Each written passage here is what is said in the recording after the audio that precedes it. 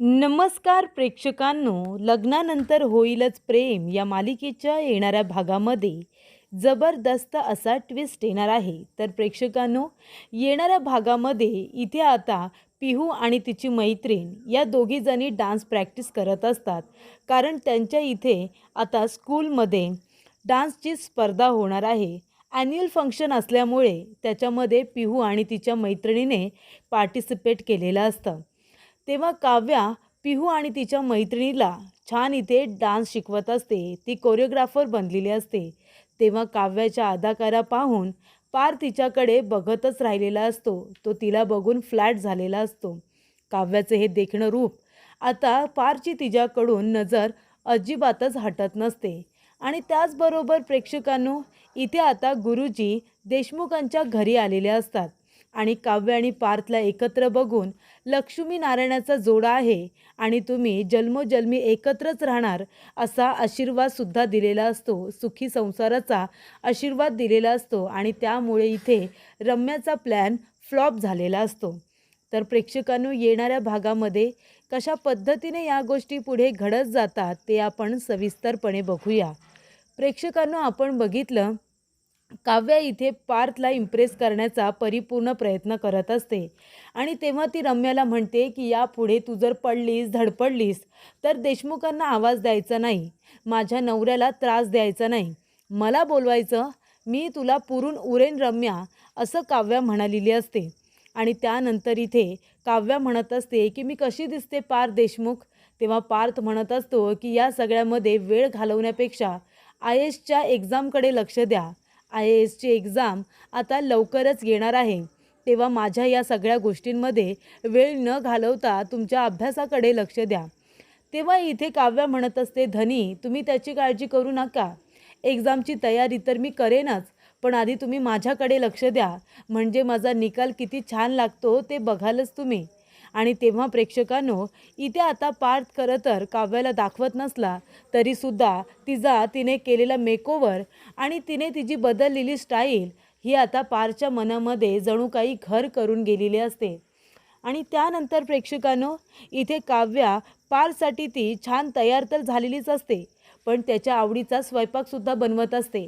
आणि ती स्वयंपाक करत असताना इथे रम्या आता मध्येच लुडबुड करायला आलेली असते.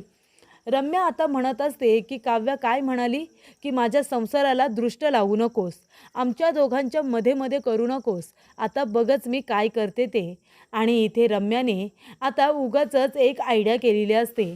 तिने मोबाईलवरती आता गुरुजींजवळ ती फोन लावते आणि म्हणत असते की काव्या, तुला काय वाटतं, तू हे जे काही प्रयत्न करतेस, तू पारसाठी तयार झाली आहेस, धनी धनी म्हणत त्याच्या मागे पुढे करतेस, त्याच्या आवडीचा स्वयंपाक करतेस, तुला असं वाटते का की पार तुझ्या पुन्हा एकदा प्रेमात पडेल आणि तुला अजून एक संधी देईल? तुला जर असं वाटत असेल ना, तसं काहीही होणार नाही आहे. कारण का गुरुजींनी भाकीत केले आणि तुला तर माहिती आहे, आपले गुरुजी जे भाकीत करतात ते खरं होतंच. आतापर्यंत त्याची प्रचिती तुला आलीच असेल आणि म्हणूनच मी तुला सांगते की तुझे जे हे प्रयत्न सुरू आहेत ना, ते प्रयत्न आता बंद करून टाक, कारण या सगळ्याचा पार्थवरती काही परिणाम होणार नाही आहे. तेव्हा काव्या म्हणते, तुला असं का वाटतं? हे बघ, पार्थ देशमुख आणि मी, आम्ही दोघेजण एकत्र आलो आहे. नियतीने आम्हाला दोघांना एकत्र आणले. जर त्यांच्या नशिबात मी नसते तर तू असतीस, ती लावण्य असती किंवा नंदिनीताई असती, पण त्यांच्या नशिबामध्ये कोण होतं? तर मी होते. काव्या पार्थ देशमुख मीच बनले ना शेवटीला. आणि आतासुद्धा त्यांना इम्प्रेस करण्यासाठी, त्यांना कन्व्हिन्स करण्यासाठी मला जे काही करावं लागेल ते मी करेन. तू मला कितीही इथे डाऊन करण्याचा प्रयत्न केलास ना, तरीसुद्धा मी माझे प्रयत्न सोडणार नाही आहे. त्यांचा राग घालवल्याशिवाय मी राहणार नाही आणि शेवटीला मी आणि पार देशमुखच एकत्र येणार. तेव्हा प्रेक्षकांनो, काव्य आपले प्रयत्न सुरूच ठेवणार असते. रम्या म्हणत असते, तुझा विश्वास बसत नाही आहे का? मग तू स्वतः ऐक ना, गुरुजींचं बोलणं तू स्वतः ऐक. गुरुजींनी स्वतः भाकीत केले की मी आणि पार्थ आम्ही दोघेजणच एकत्र येणार. पारच्या हातामध्ये माझ्या नावाचं मंगळसूत्र असणार म्हणजे असणारच आणि ते माझ्याच गळ्यामध्ये तो घालणार आहे. तेव्हा इथे गुरुजी म्हणत असतात की तुझं आणि पार देशमुखचं लग्न होईल. तेव्हा काव्या म्हणते, असं काहीसुद्धा होणार नाही आहे, तू खोटं बोलतेस रम्या. तेव्हा रम्या म्हणते, एक मिनिट हा, मी तुला आता स्वतःच ऐकवते, तुला गुरुजी स्वतःहूनच सांगतील. तेव्हा इथे रम्या आता फोन करते आणि ती म्हणत असते, गुरुजी तुम्ही भाकीत केलं होतं ना की पारच्या हातामध्ये माझ्या नावाचं मंगळसूत्र असेल आणि पार ते माझ्या गळ्यामध्ये घालेल म्हणून आमच्या दोघांचं लग्न होईल असं तुम्ही म्हणाला होतात ना. तेव्हा गुरुजी म्हणतात की हो, मी असं म्हणालो होतो की तुझ्या नावाचं मंगळसूत्र पार देशमुखच्या हातामध्ये असेल. तेव्हा इथे काव्याला आश्चर्य वाटतं. काव्याला या गोष्टीचा राग आलेला असतो की हे कसं शक्य आहे. जर मी आणि पार देशमुख हे 7 जन्मासाठी एकत्र आलोय तर मग काव्याचं लग्न पार्थबरोबर का झालं असतं, जर ते रम्याबरोबरच होणार होतं. तेव्हा इथे काव्याला ही गोष्ट अजिबात आवडलेली नसते. ती म्हणते, गुरुजी काहीही बोलू दे, माझा आता कशावरती विश्वास नाही, माझा फक्त माझ्या प्रेमावरती विश्वास आहे. आणि तसंही तुझ्या नावाचं मंगळसूत्र त्यांच्या हातामध्ये असेल, तुझ्या गळ्यामध्ये घालणार आहेत असं कुठे गुरुजी म्हणाले.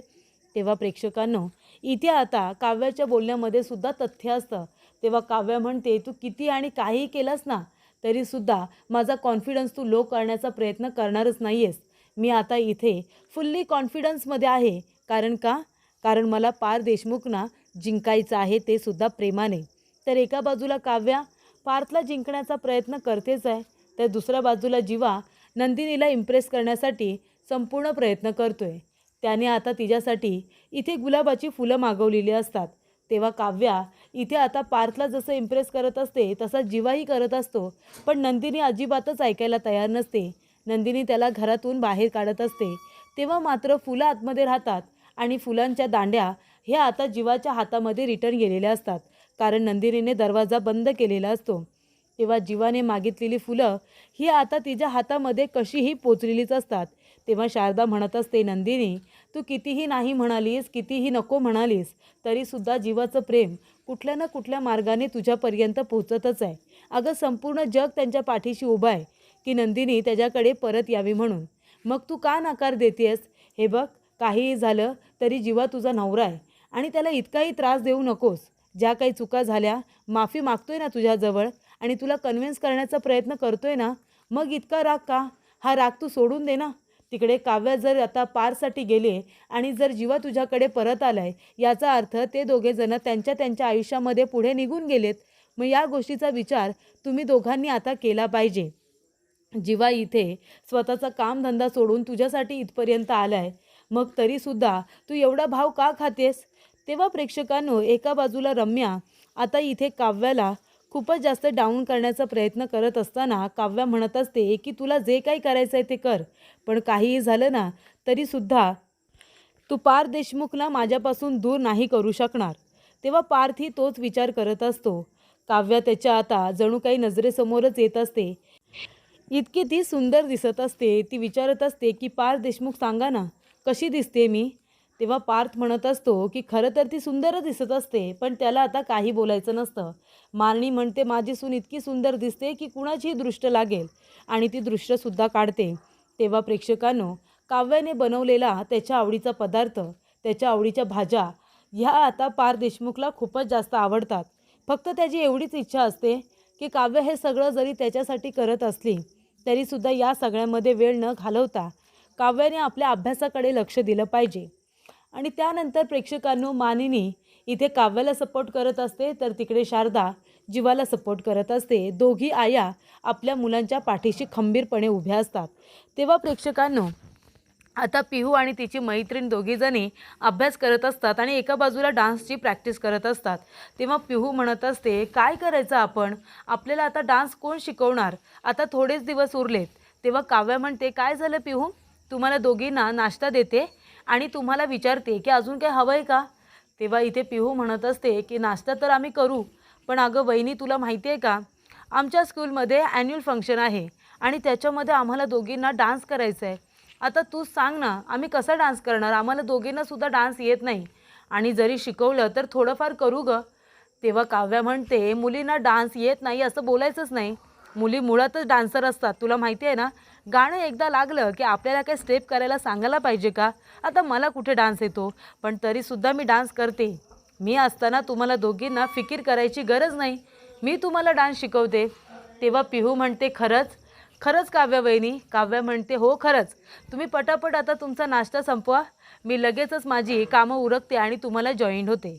तेव्हा काव्याने इथे आता किचन वगैरे सगळं क्लीन केलेलं असतं आणि त्यानंतर ती पिहू आणि तिच्या मैत्रिणीकडे जाते आणि त्यांना आता मराठी गाण्यावरती छान असा डान्स शिकवत असते. आणि तेव्हा प्रेक्षकांनो, काव्या इथे आता छान छान स्टेप, सोप्या सोप्या स्टेप त्या दोघींना देत असते. ती स्वतः कोरिओग्राफर झालेली असते. आणि तेव्हा प्रेक्षकांनो, पिहू आणि तिची मैत्रीण छान पद्धतीने आता डान्स करत असतात.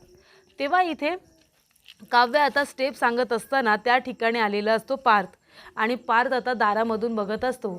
तेव्हा इथे काव्या ज्या पद्धतीने आता थिरकत असते, तिचा तो डान्स बघून इथे आता त्याची नजर तिच्या अदाकारा बघून अजिबात तिच्याकडून हटत नसते.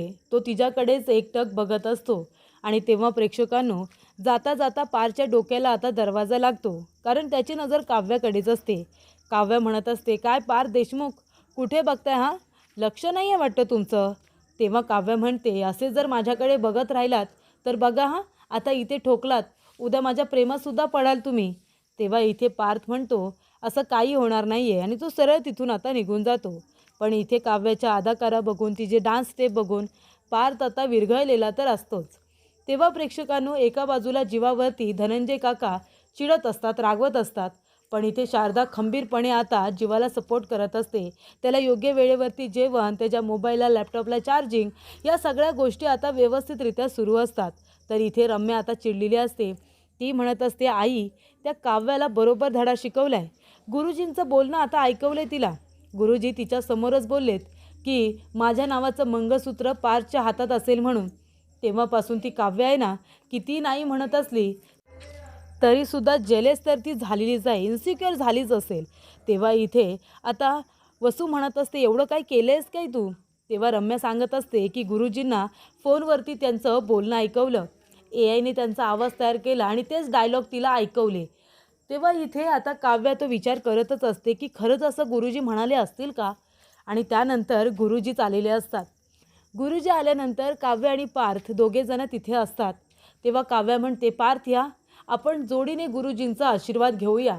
तेव्हा गुरुजी आता आशीर्वाद देतात आणि म्हणत असतात की असेच जर प्रयत्न सुरू ठेवले तर नक्की यशस्वी होणार, जे हवंय ते मिळणारच. तेव्हा काव्य म्हणते, गुरुजी, आमच्या जोडीला काय आशीर्वाद द्याल तुम्ही? गुरुजी म्हणतात, काय आशीर्वाद देणार? खूप कठीण प्रसंग तुम्ही दोघांनीसुद्धा भोगलेला आहे आणि आता सुखी संसाराला सुरुवात होणार आहे. साक्षात लक्ष्मी नारायणाचा जोडा आहे, म्हणूनच इतक्या कठीण प्रसंगातूनसुद्धा, इतक्या कठीण काळातूनसुद्धा तुम्ही दोघे एकत्र आहात. त्यामुळे लक्ष्मी नारायणाचा जोडा आहे आणि नेहमी तुमचा हा संसार सुखी संसारच होणार, असं आता गुरुजी म्हणत असतात. नेहमी तुम्ही सुखी संसार कराल. तेव्हा प्रेक्षकांनो, इथे आता काव्या रम्याकडे बघत असते आणि काव्या म्हणत असते, गुरुजी, आम्ही दोघेजण जर सुखी संसार करणार असू तर आयुष्यभर 7 जन्मासाठी आम्ही दोघेजणच नवरा बायको असू ना? गुरुजी म्हणतात, अर्थात तुमच्या दोघांमधलं हे प्रेम जर असंच राहिलं तर तुम्हाला दोघांना कुणीही वेगळं करू शकणार नाही. कुठलीही तिसरी व्यक्ती किंवा ती शक्ती तुम्हाला एकमेकांपासून वेगळं करू शकणार नाही. तू अशीच खंबीरपणे तुझ्या नवऱ्याच्या खंबीरपणे पाठीशी उभी राहा, मग तू आणि तुझा नवरा एकमेकांपासून कधीच वेगळे नाही होणार. तेव्हा इथे आता रम्या गुरुजींकडे बघ, त्यांनी म्हणते, गुरुजी, हे काय बोलताय तुम्ही? सुखी संसाराचा आशीर्वाद तर तुम्ही आम्हाला दिला होतात ना, की पारच्या हातामध्ये माझ्या नावाचं मंगळसूत्र असेल म्हणून. तेव्हा गुरुजी म्हणतात, हो, म्हणालो होतो ना, मंगळसूत्र असेल असं म्हणालो होतो. ते मंगळसूत्र तुझ्या गळ्यामध्ये घातलं जाईल की नाही याच्यावरती तर मी काही वाच्यता केली नव्हती ना. तेव्हा इथे रम्याला आता गुरुजींचे ते शब्द आठवतात आणि मग तिला कळतं की नाही, गुरुजी असं तर काही म्हणाले नव्हते. आणि तेव्हा प्रेक्षकांनो, काव्या म्हणत असते, रम्या, बघितलंस ना, गुरुजी काय म्हणाले होते हे आता पुन्हा एकदा आठव. आणि काहीही झालं, कितीही झालं तरी मी आणि पार देशमुख एकमेकांपासून कधीही वेगळे होणार नाही, तू कितीही प्रयत्न केलेस ना तरीसुद्धा. आणि तेव्हा प्रेक्षकांनो, काव्य म्हणत असते की शेवटीला मी पार देशमुख यांची बायको आहे आणि त्यामुळे माझ्या नवऱ्याकडे जर आता पुन्हा कधी वाकड्या नजरेने बघितलंस किंवा आम्हाला वेगळं करण्याचा जरी प्रयत्न केलास तरीसुद्धा बायको म्हणून मी ते कधीही सहन करणार नाही. आणि तेव्हा प्रेक्षकांनो, आता गुरुजींनीच सुखी संसाराचा आशीर्वाद दिलेला असतो, लक्ष्मी नारायणाचा जोडा आहे असं सांगितलं जातं. मग इथे आता काव्या काही घाबरते का? काव्या म्हणते की चला, आता गुरुजींनी आशीर्वाद दिलाय, कारण गुरुजी जे जे काही भाकीत करत असतात ते भाकीत खरं होत असतं आणि आता सुखी संसाराचा जो काही आशीर्वाद दिलेला आहे तेच आता खरं मानून इथे काव्या जोमाने आपले प्रयत्न सुरूच ठेवत असते. इथे आता पार्थला इम्प्रेस करण्याचे